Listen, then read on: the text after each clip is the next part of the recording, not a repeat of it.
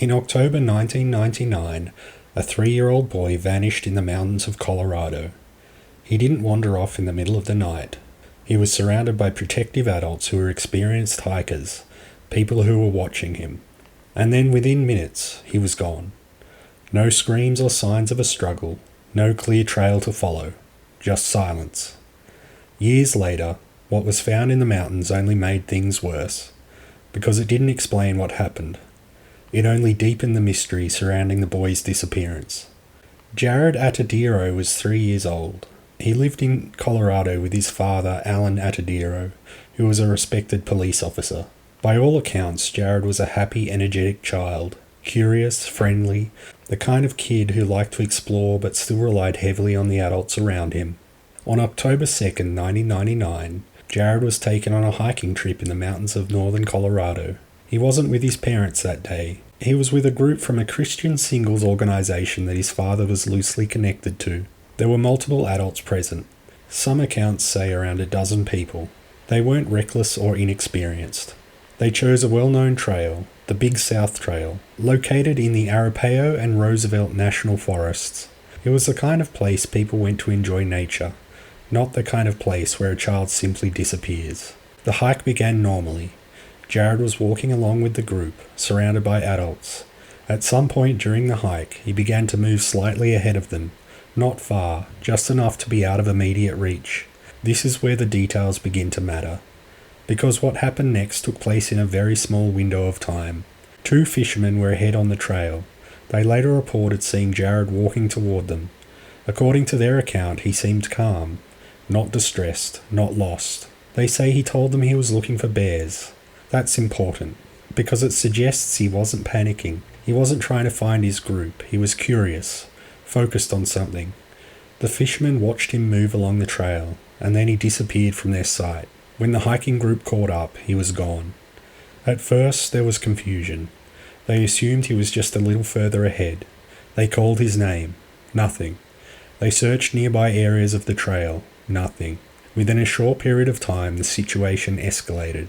Because a 3-year-old does not just vanish on a hiking trail surrounded by adults. Search and rescue teams were called in quickly, and what followed was one of the most extensive searches in Colorado history. Hundreds of people participated. Search dogs, helicopters, specialized tracking teams.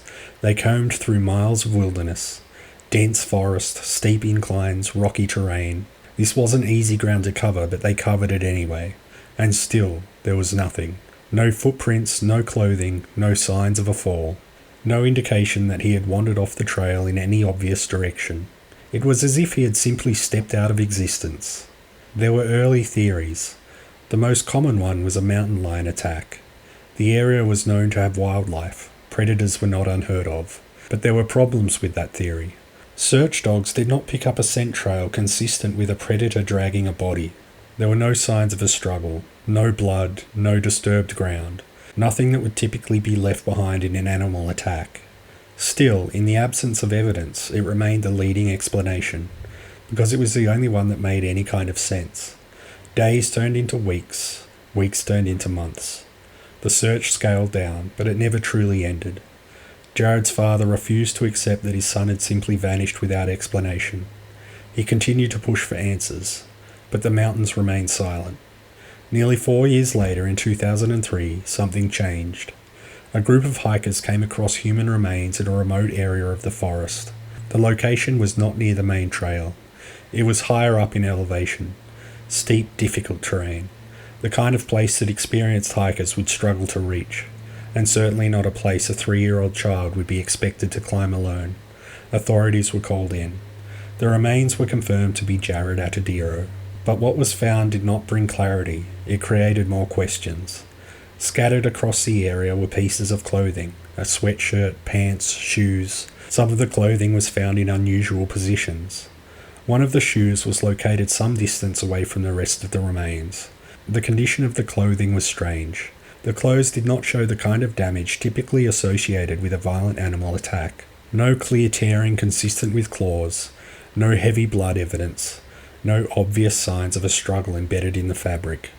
Even more unsettling, some reports suggested that parts of the clothing were found turned inside out. How does that happen? Clothing doesn't simply invert itself during a normal fall, and it doesn't usually happen during a predator attack either. The remains themselves were limited. Only a partial skull and a few bones were recovered. There was no definitive cause of death, no clear trauma that could explain what had happened, no bite marks that conclusively pointed to a specific animal, no fractures that clearly indicated a fatal fall. The official explanation led toward a mountain lion attack, but even investigators acknowledged that the evidence did not fully support it. It was, in many ways, a conclusion of convenience, because without it, there was nothing else to point to. Jared's father did not accept the explanation. He publicly challenged the findings. He questioned the lack of evidence. He pointed out the inconsistencies, and he asked the simple question that still hasn't been answered. How did a 3-year-old child end up in that location? Think about it. A child that young does not navigate steep, high-elevation terrain alone, not without leaving some kind of trail, not without being seen, not without making noise. And yet, there were no sightings after the fishermen, no confirmed movements, no physical trail leading from the disappearance point to where the remains were found. There are only a few possibilities. One possibility is that he did wander off, that somehow against all odds he climbed into that terrain alone, that he survived for some period of time before succumbing to the elements. But this would require a level of endurance and navigation that a 3-year-old simply doesn't have.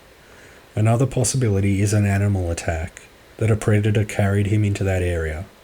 But again, the evidence doesn't align. No clear drag marks, no consistent damage to clothing, no definitive signs of predation on the remains. There is also the possibility that something else happened, something involving a human. But there has never been any evidence to support that either. No witnesses, no suspicious individuals, no trace of another person in the area.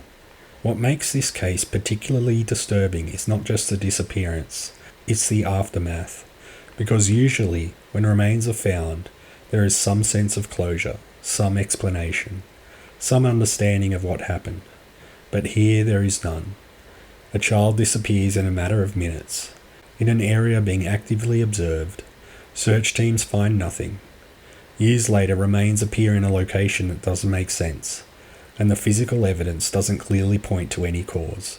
It's the kind of case that lingers, not because of what we know, but because of what we don't.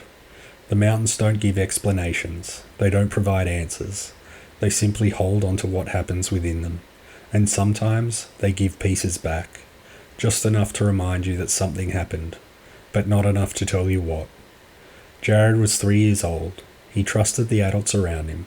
He was doing what children do, exploring, walking ahead, being curious, and in the span of a few minutes he was gone.